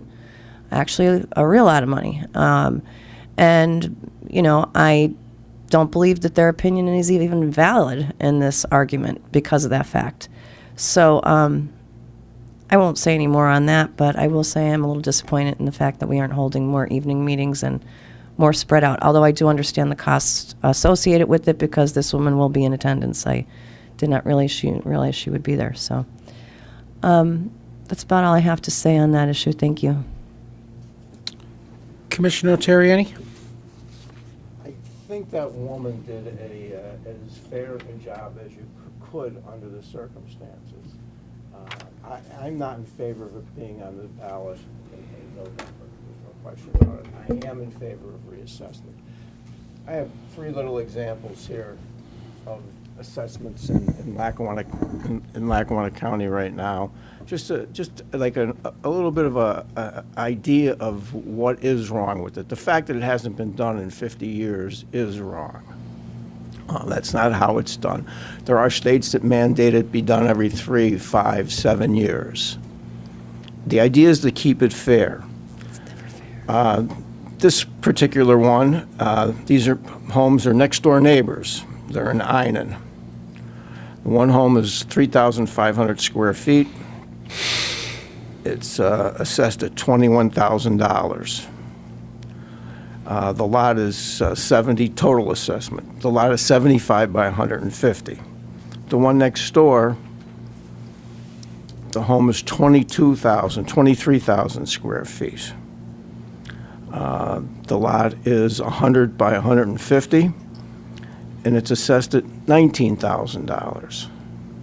Not dollars. That's not a dollar amount. That's the assessed value. This is one where they're next door neighbors in Scott Town, or in the same development, Scott Township. It's a 2,600 square foot house. It's assessed at $22,000. That's the home next in that same development is 18,000 square feet, and it's assessed at $34,000. These are very similar homes in very similar locations. It does not appear to be fair. There's another development where they actually are, again, in the same development at Glenmar. Commissioner, can I just stop you for a moment? I'm sorry. But are those the assessed values, or, because you keep saying dollars, is that the assessed value? That's the assessed values, yes. Okay, because that's not a monetary value, No, right, John? no, it's by the millage, but all the Right. millages are. So, just so the public's aware. Okay. A 3,400 square foot house, the assessment is $66,000. Same development, it's a 6,000 square foot house, and it's assessed at $57,000. The idea of assessed valuation is for fairness, so everyone pays their fair share. We're not trying to increase any income or any revenue to the county or to the boroughs or the municipalities. All we're trying to do is set a fair playing field across Lackawanna County. It hasn't been done in 50 years. You're against it. I respect that, Commissioner Cummings. I'm in favor of it. I think it's necessary. I think it's necessary for us to continue to grow. We can't continue, the cost of government does go up because of contracts and because of collective bargaining agreements. We can't continue to cut services. There is a bottom at some point. We have to grow economically. We have to create economic development. It's all part of a big picture. It's not something simple and cut and dry. It's something we need to do to help us grow as a community. That's all I have to say. Thank you. May I please respond to that, Chairman? Sure. Sure can. Oh, go ahead. I understand what you're thinking, but I'm also looking at the fact that, yes, municipalities and counties will be able to tax at a higher rate once this millage is dropped, because the millage drops then in order to even it out, because you can't raise the taxes, so they have to drop the millage. That's what they were talking about up in the last German, where I was at. I understand. Because they're at their cap. They cannot raise taxes without going to court. So now once reassessment is done, that millage will come down, which will now allow them to do it at a council meeting rather than going before the courts to raise their taxes. And again, I understand that too, but this language was put on that ballot position at 100%. That nothing was forced that to be the case. We could have done that. Most of them aren't at 100%. Most of them are 50 or 35%. Right. So that's something that the question on the ballot is skewed so that people do not vote in favor of it because of that. That was the recommendation by the lawyers and we didn't decide that language. They did, based on the legality of how we can put it on the ballot. Well, but then the other and again, issue, with lawyers, it seems like there's always an opinion that is the most convenient for them at that particular time, which is or another their clients. point. There'll be a lot of people making a lot of money off of this. But the second point that you had talked about in regards to why the costs are so high, in regards to you had brought up, costs are always going to go up due to union contracts. We are currently working on our budget, as we had Joan up here talking about. And there are Solicitor, do you know how many negotiations we have going over right now? There's 7 collective bargaining agreements. I believe 3 of them have been settled, and we're still working on 4 of them. But you've only formally approved, I think, 2 of them. So they're all kind of in 5, open, yeah. right? And there's been some extremely long budget meetings going on these past couple of weeks, especially with, myself, because, I am very concerned because I thought that I would have, one of the reasons I really wanted to be able to work on some of those contracts and those negotiations is because I thought I could make a difference in the next 4 years, regardless of whether I was reelected or not, because of the fact that all the union contracts were up this year. And, I'm finding, I'm not sure how much I can delve into the conversation, because I've been, it's kind of like your hands get tied and you run into a brick wall with anything you can say or do. So I have brought up in the past that I wanted our contracts to be out there for the public to read, and I would request that from this commission that the last contract that was written and passed by every union and negotiated here in the county that's currently being followed should be on our website for everyone to read, and there should not be any reason why that couldn't happen. I sent a memo to Andy. Can you? Yeah, just as a result of a lengthy discussion yesterday, I sent a memo to Andy, which probably sitting on his desk. I But didn't to see get it, John. To get an opinion from Labor Council as to whether or not they could be published. I think they can, but I think you should. Yeah, but I think you should just have that in writing from Larry Moran. The other thing is there is statewide, there's an effort to do just that actually before they're adopted. Right. Which is a good thing. I hope it passes. But right now, that's not the law, so you can't. But it is the law once they're in effect already. I believe because you I can. could read the school district's union contracts. I believe you can, but I think you should just get a yes from the Labor Council to be safe, that's all. I just think that the public needs to be aware of, because as Commissioner Notarianni said, it's difficult because we're kind of in a box and our hands are tied. Binding arbitration. It puts us in And a weird situation all the time. It really does. And does. it's frustrating to me, as you all know, because you've seen my reactions over the past couple of weeks when we're trying to do this budget. And, I'm a proponent of lowering taxes. I came on here, when we had discussed what we had looked at for a future for this county, that was one of the things that I had requested was lowering taxes. I mean, we've met every other goal that I had requested. I've appreciated all the things that you've worked with me on, both commissioners. But if this is the case, then basically what we're saying is taxes will consistently have to go up. And when someone does buy a home anywhere in this county or state, that they could look forward to, a constant increase in taxes regardless, because the commissioners themselves do not have the power to change that fact. And that is infuriating. Sure. And it feels as though I'm trying to be very careful with my words here because I've been told I have to be. Normally I'm not, and I don't appreciate the fact that I have to be as a commissioner and an elected official.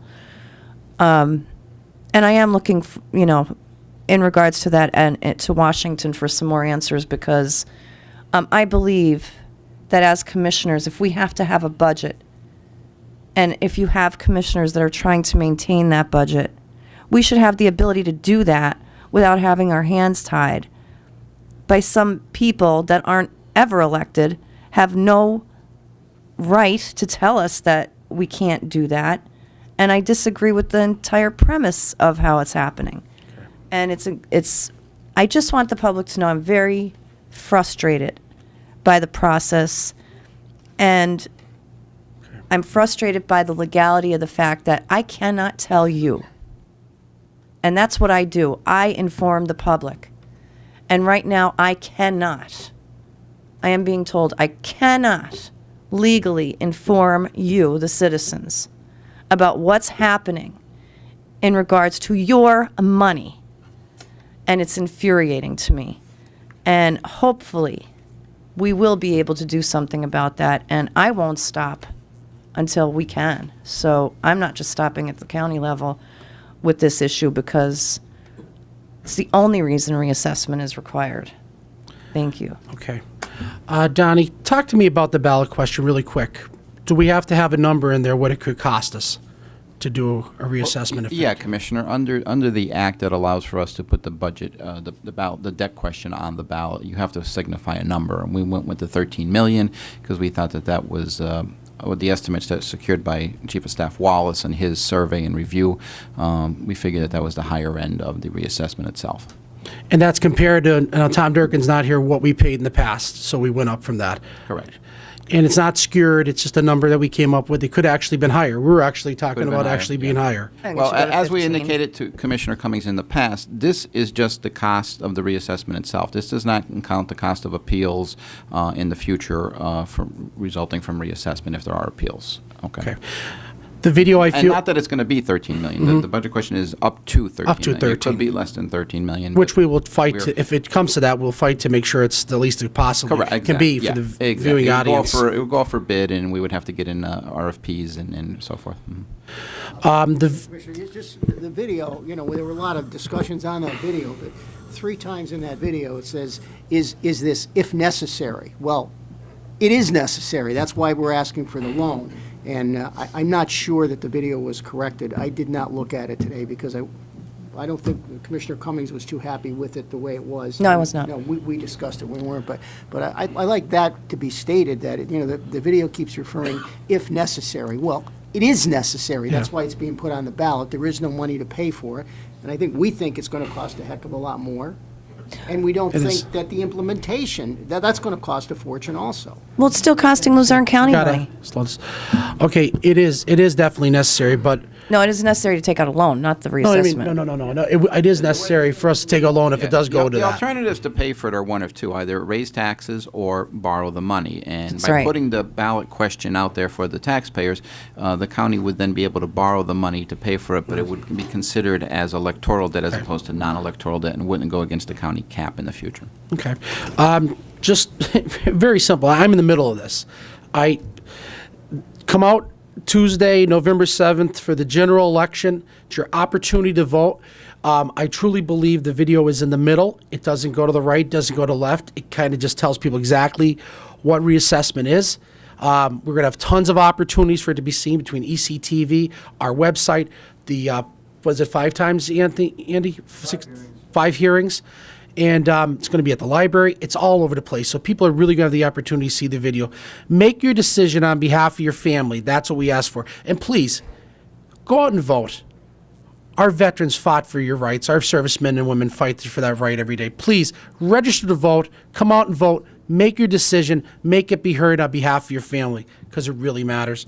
And I just have 3 quick things really quick.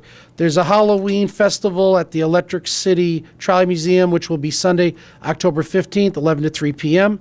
And that is, the phone number is 570-963-6590. And this coming Sunday is the 22nd Annual Steamtown Marathon. Come on out and cheer on the runners. There's approximately 2,000 runners in it, and all the monies go to benefit St. Joe's. And St. Joe's, And Commissioner O'Malley is running again.